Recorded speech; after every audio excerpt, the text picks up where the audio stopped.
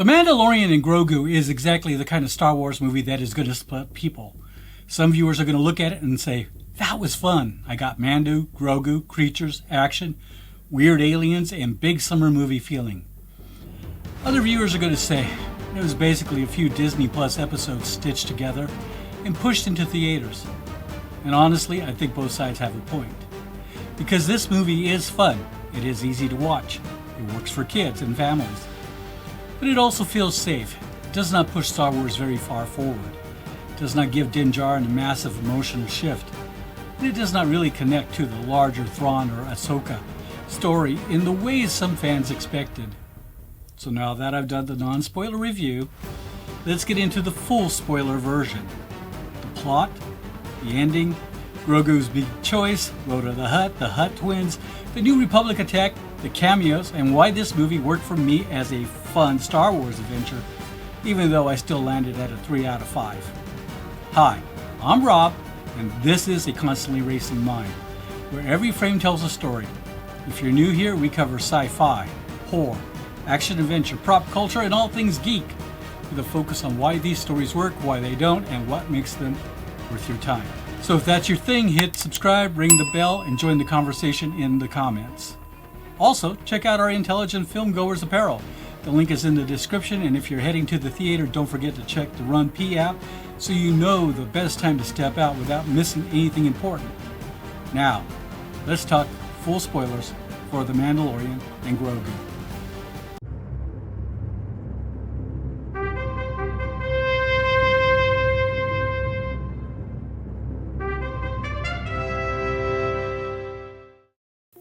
Full spoilers from this point on forward. I'm talking about the plot, the ending, Grogu's choice, Rotta's arc, the villains, the cameos, and where this leaves Din and Grogu by the end. So if you've not seen the movie yet, this is the point where you may want to turn around and check out the non-spoiler review first. You have been warned. The film runs 132 minutes, which is 2 hours and 12 minutes. It was directed by Jon Favreau. It was written by Jon Favreau, Dave Filoni, and Noah Kloor. Ludwig Göransson composed the music, and the cinematographer is David Klein, with Dylan Firshein and Rachel Goodlett's Katz editing.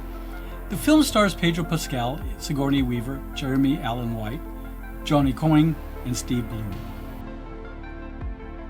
The movie opens with Din Djarin and Grogu working with the New Republic. The Empire is gone, but scattered Imperial forces are still out there. Din is basically operating as a New Republic contractor. He and Grogu are sent after Imperial remnants, and the cold open gives the movie one of the best action sequences. From there, the story pivots into the underworld.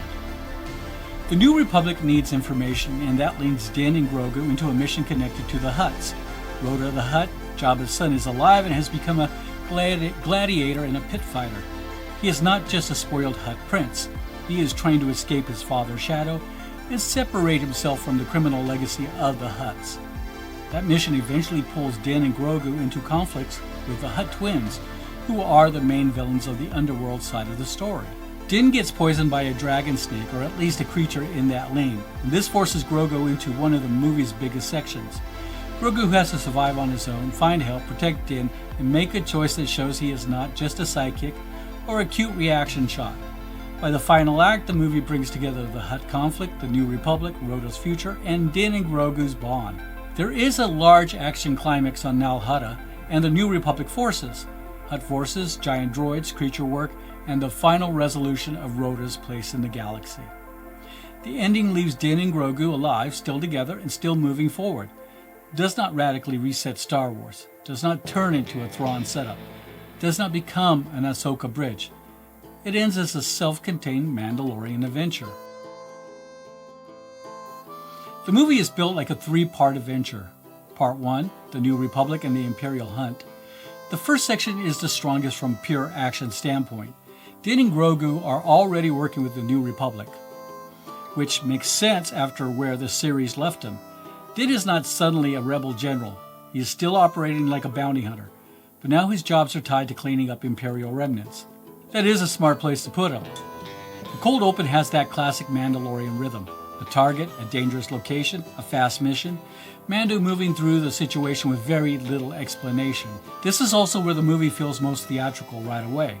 It moves fast, it gives you action, it puts Din and Grogu in danger, and it reminds you why this corner of Star Wars worked in the first place. It's simple, but it has energy.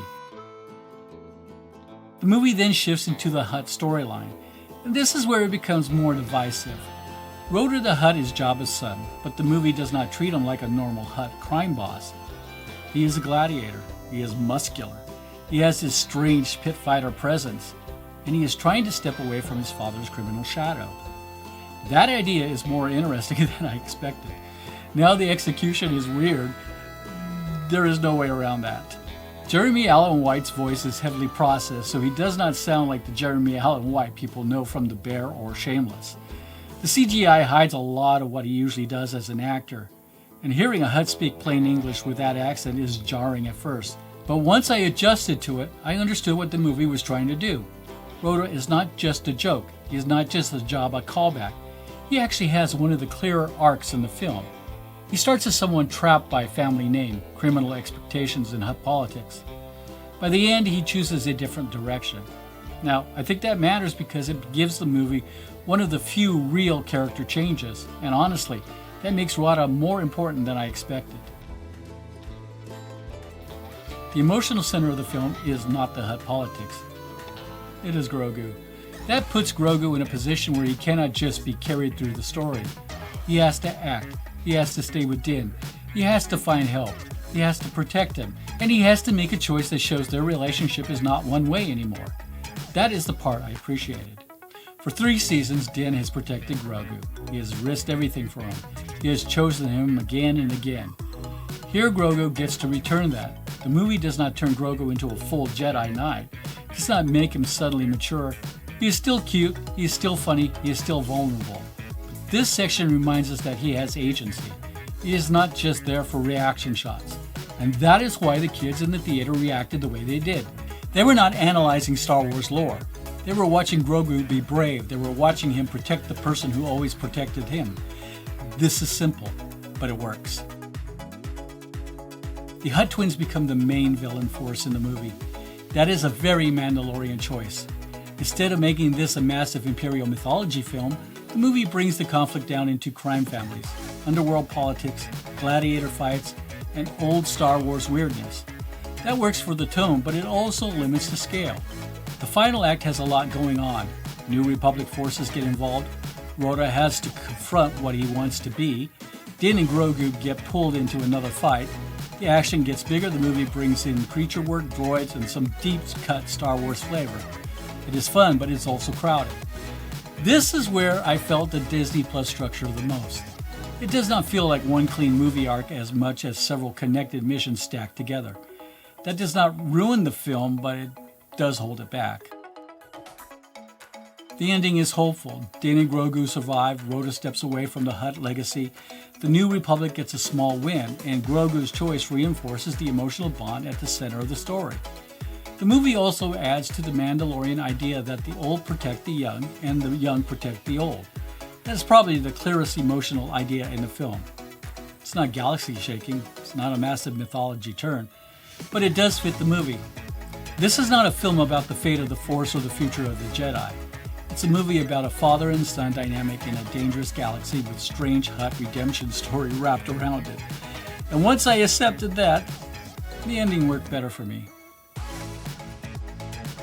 For me, The Mandalorian and Grogu is not really trying to be the next major Star Wars mythology chapter. It's not trying to be Andor, it's not trying to be Ahsoka. It's not trying to explain Thrawn. It's not trying to carry the whole future of the franchise on its back. It's trying to be fun, accessible Star Wars adventure, and that is why I had to check my expectations at the door. As a Star Wars fan from the very beginning, part of me wanted bigger ideas. I wanted deeper lore. I wanted more philosophical weight. I usually connect Star Wars with myth, belief, temptation, legacy, power, fear, and choice. This movie does not do much of that. And for this movie, I'm mostly okay with that because what it does give us is a clean action adventure film that works for families, kids, casual Star Wars viewers, and people who just like Din and Grogu. That is not a sin. The issue is that once Star Wars comes back to the theaters, the bar goes up. That is the tension. As a Disney Plus style adventure, that is fine. As the first Star Wars movie in theaters in years, it feels smaller than what I wanted. Jon Favreau remains the right creative lead for this version of Star Wars. This is his lane. He understands the Western structure. He understands the mission-based rhythm. He understands practical creatures, digital effects, family adventure, and old-school genre of storytelling. His background makes sense here. Zathura connected to family sci-fi adventure. Iron Man showed he could make franchise material feel fun and accessible. Cowboys and Aliens shows his interest in mixing Western ideas with sci-fi imagery. And The Jungle Book and The Lion King gave him a lot of experience with digital filmmaking and virtual production. That toolbox is all over this movie. The strength is that Favreau knows what The Mandalorian is. The weakness is that he may know it too well, because the movie still feels tied to that Disney Plus rhythm. It moves like a season arc compressed into a feature. Dave Filoni brings the larger Star Wars memory. He is the bridge to the Clone Wars, Rebels, Mandalorian culture, the animated side of the franchise, and a lot of the deeper continuity. That is why his involvement matters. But what is interesting here is how little the movie leans into the larger Thrawn and Ahsoka direction. This is not a heavy Filoni mythology movie, at least not in the way some fans expected. It has cameos, it has underworld pieces, it has animated series flavor, but it does not make the movie feel required homework for the next big Star Wars chapter. That helps casual viewers, and it may frustrate lore-heavy fans. Noah Kloor co-writes the film with Favreau and Filoni. His involvement makes sense because this movie is not coming from outside the Mandoverse. It is written by people who understand this specific corner of Star Wars. The benefit is consistency, the risk is comfort. The script knows the show's style, but sometimes it stays too close to that style. It knows how to build a mission, it knows how to bring in weird creatures, it knows how to create a side quest. But I wanted a little more cinematic shape. Pedro Pascal remains central to the why Din works, even with the helmet. Pedro Pascal returning as Din Djarin is important because this character helped push him into a different phase of his career. Before The Mandalorian, a lot of people knew him from the Game of Thrones as Oberyn Martell, who got his face crushed by the mountain, and Narcos as Javier Peña. Those roles had personality, danger, and presence. But The Mandalorian did something different. It turned him into the emotional center of a Star Wars story while keeping his face hidden most of the time. That's not easy. Din Djarin works because Pascal gives his character restraint. The voice is calm, the movement is controlled, the emotion is held back. You can feel the character thinking even when he's not saying much. And since then, Pascal has become one of the main faces of modern genre storytelling. He plays Joel in The Last of Us, another protector figure traveling through a dangerous world with a child. He's also part of a major franchise work, including Reed Richards in the Fantastic Four: First Steps. Now this is a strange performance challenge. So much of Din is voice, posture, and stillness. He cannot rely on facial expression most of the time, so the emotion has to come through restraint. And Pascal does that well. The issue is not the performance. One thing worth saying with Pedro Pascal is that Din Djarin is not a normal screen performance. Pascal is the primary voice of the character, and the voice gives Mando so much of the calm, controlled, gravelly identity. But the person inside the armor is often part of a larger team, with performers like Brendan Wayne, Lateef Crowder, and Barry Lowen handling a lot of the physical work. And for me, that does not take anything away from the character. It actually fits him. Mando is built out of voice, posture, armor, silence, and movement. He is not meant to feel like a regular unmasked hero. He works because the helmet turns him into something more mythic. The issue for this character is growth. Din is cool, Din is capable, Din is loyal to Grogu, but he does not change much in this movie. The helmet removal scene lands because it gives the film a brief emotional shift, but it is also short. So if someone came in wanting more Pedro Pascal face time, they're going to have to wait a while. For me, Din works in the movie, but he stays in a familiar place. Grogu is the real emotional center, and this is where the movie works best for young audiences. Grogu is still cute, but the movie gives him enough to do that he does not feel like just a mascot. His solo section matters, his choice matters, His care for Din matters. I do think the movie still pulls him back into baby mode at times. That can be frustrating because we know he has training, power, and a deep history, but the emotional function works. Grogu is the character who gives the movie its heart. Sigourney Weaver is a welcome presence, but the role feels limited. She adds credibility to the New Republic side of the story, she has that built-in sci-fi authority, and she is believable as someone operating inside a military structure of this era. But I wanted more from her. With around 5.5 minutes of screen time, the role does not have enough room to become memorable. She gives the movie presence, but not so much dimension.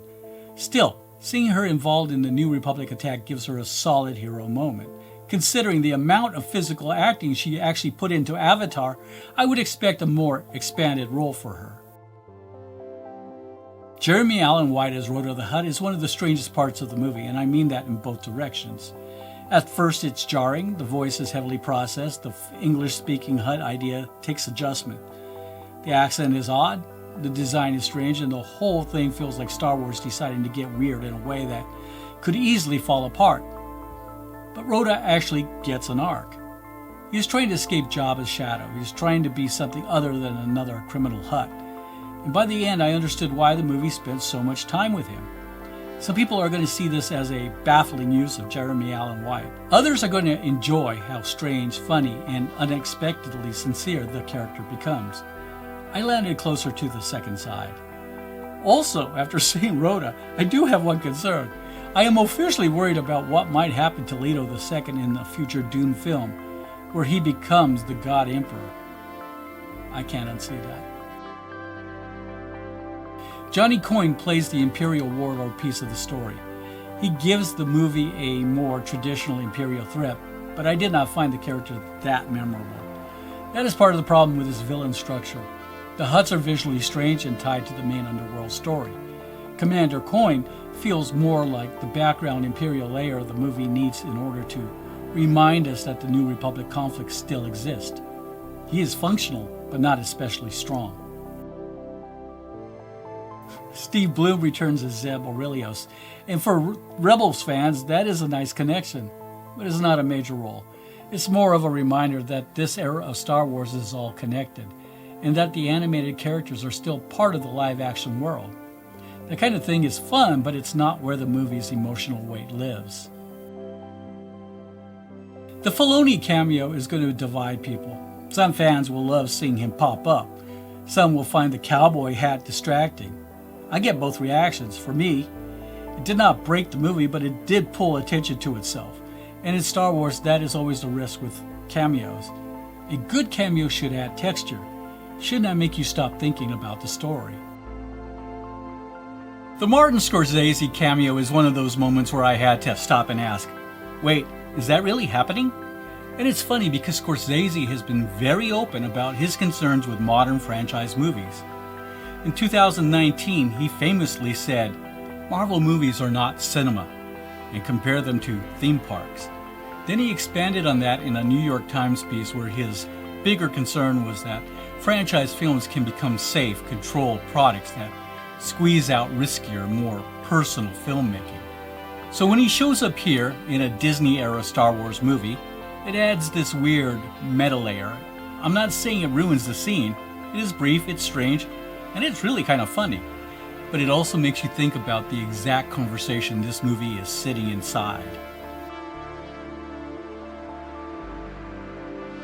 The cold open is probably the best action sequence in the film. It has the energy I wanted from a theatrical Mandalorian movie. It is direct, physical, and easy to follow. Mando is doing what Mando does best, and Grogu is right there with him. The later action is bigger, but not always cleaner. The final stretch has strong moments, especially when the movie leans into Western dual energy and creature-based danger, but it also gets busy. This is one of the strongest parts of the movie. The tactile Star Wars feeling is there. The puppetry creature design, odd alien faces, Hutt weirdness, and stop-motion style touches give the movie texture.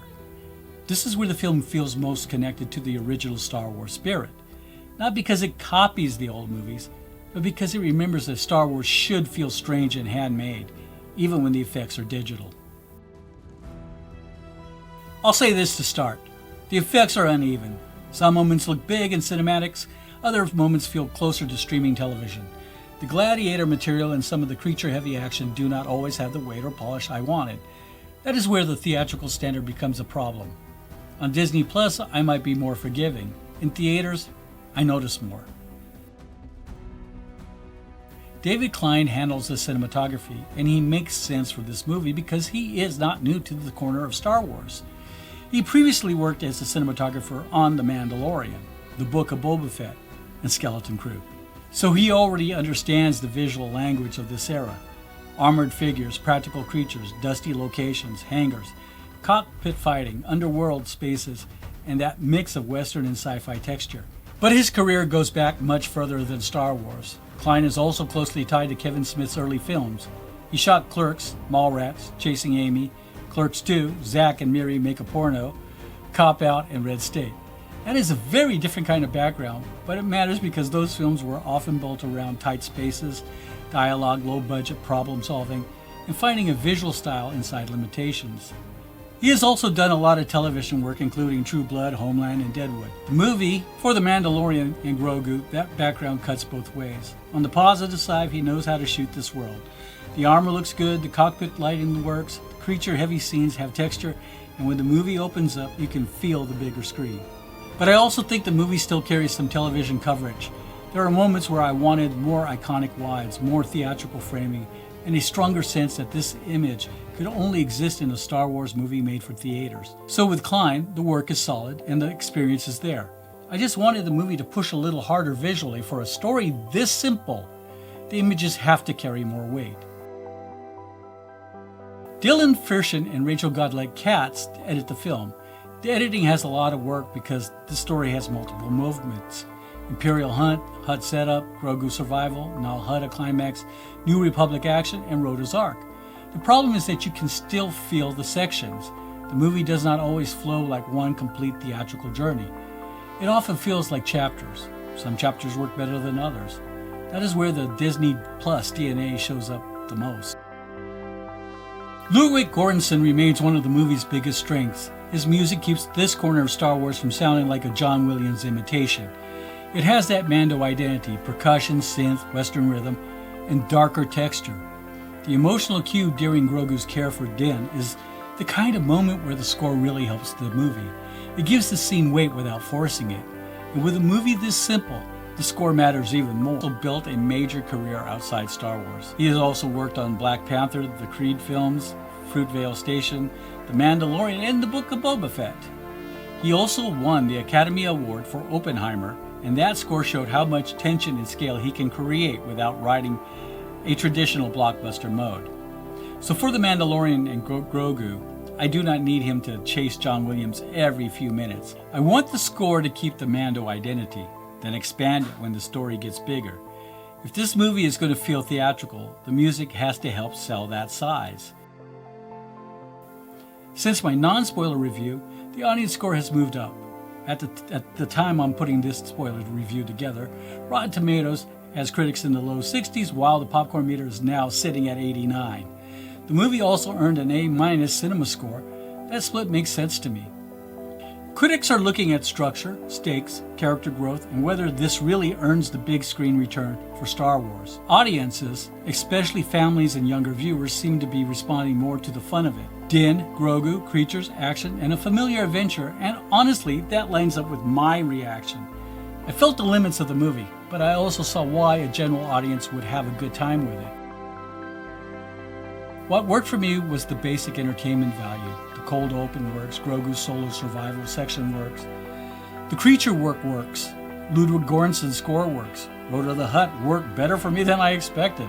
And the movie does understand that kids are part of the Star Wars audience. Watching kids in the theater react to Grogu reminded me that not every Star Wars story has to be built for adults carrying decades of franchise baggage. Sometimes Star Wars can just be a fun adventure. What did not work is the structure. The movie still feels episodic. It has that mission-to-mission rhythm from the show. And the middle section drags. Din does not grow enough. Sigourney Weaver is underused. Commander Coyne is forgettable. Some of the visuals do not feel theatrical enough. and the movie does not really leave the galaxy or the characters in a much different place. That is why I could enjoy it and still feel the limits. I had to sit with this one a little after finishing the film with my wife. As I said at the beginning, I had to check my expectations at the door and judge the movie for what it was actually trying to do. As a Star Wars fan from the very beginning, that is not always easy. Part of me wanted a bigger mythology, deeper lore, and more of the philosophical weight I usually connect with Star Wars. But that is not really what this movie is doing. This is a fun action-adventure movie made for a broader audience. It can work for non-Mandalorian fans, casual Star Wars viewers, families, and kids who just want to have a good time. And that's not a sin. Grogu does make a significant choice in this film, and watching the kids in the audience light up reminded me who this movie is really for. They were having a summer blockbuster experience, and there is value in that. So for me, The Mandalorian and Grogu works best when I judge it as an entertaining Star Wars adventure, not as the next major mythology event. It is built for families, it is built for kids, it is built for people who like Din and Grogu and want to see them on a bigger screen. And in that lane, the movie makes more sense. But the theater release also raises the standard. Once Star Wars is back on the big screen, it is fair to ask if the movie feels cinematic enough. That is the tension here. It can be fun and it still feels a little safe. It can be entertaining and still feel like it is not pushing very far. And depending on what you want from Star Wars, that may be enough. Or maybe you leave wanting more. I like The Mandalorian and Grogu, but I also felt the limits of it. It is fun, it's easy to watch, and it should work well for kids and families, but it still carries some Disney Plus DNA, and it does not always feel like a major theatrical event. Also, there are no mid-credit or after-credit scenes, so when the film is over, go home. So after all is said, I'm giving The Mandalorian and Grogu a 3 out of 5 stars. This movie is for Mandalorian fans, families, kids, and viewers who want a clean Star Wars adventure. It is also for people who enjoy practical creature work, underworld Star Wars, and Grogu being more active in the story. It is not really for viewers who wanted this to be the next major mythology chapter. It's not for people looking for Andor-style complexity. It is probably not going to satisfy anyone who needs this to change the future of Star Wars. But as a fun, safe, family-friendly Star Wars movie, it does enough. That is my spoiler review and the ending explained breakdown for The Mandalorian and Grogu. Let me know what you thought in the comments. Did the movie work for you as a fun Star Wars adventure? Or did you need more from the first theatrical Star Wars release in years? And what did you think of Rotta the Hutt? Because I still cannot unsee the God Emperor of Dune problem. If you enjoyed this review, hit like, subscribe, and ring the bell. Check out Intelligent Film Goers Apparel. The link is in the description, and if you're heading to the theater, use the RunPee app so you can plan your break without missing a key scene. Thanks for watching. Take care.